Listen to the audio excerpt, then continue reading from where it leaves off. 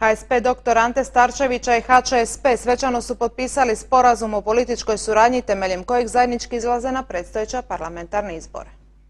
Da se zamijene Jadranka Kosor i Zoran Milanović nitko ne bi primijetio jer vode istu politiku, kazao je Luka Podrug na potpisivanju sporazuma o suradnji između HSP-a dr. Ante Starčević i HČSP-a u Splitu.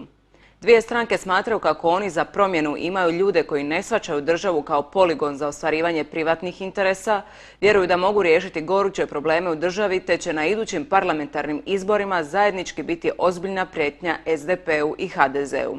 Mi već neko vrijeme govorimo da ćemo se okupiti se pod jedan pravaški kišobran, idu izbori, moraju se pravaši ujediniti, ali samo oni pravaši koji žive to pravaštvo, dakle kojima je bogoljublje, domoljublje i čovjekoljublje na prvome mjestu. Bogoljublje, domoljublje i čovjekoljublje su osnovni postulati pravaštva koji se žive mišlju, riječju i djelom.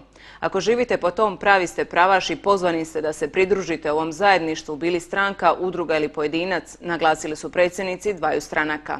Nakon niza turbulentnih događanja, razjedinjavanja pravaške domoljubne scene, držimo da ipak dolazi do okrupnjivanja i da dolazi do jednog pozicioniranja gdje će ljudi prepoznati gdje su pravi pravaši, kome treba dati glas na ovim sljedećim izborima.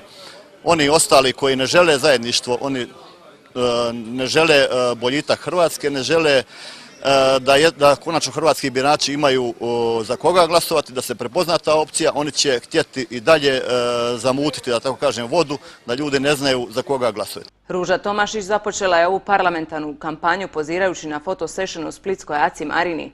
Tom prilikom dala je kratku izjavu o gradonačelniku Splita, nazavši ga izrabljivačem koji otpušta trudnice i time započela prvo predizborno prepucavanje između istog dvojca.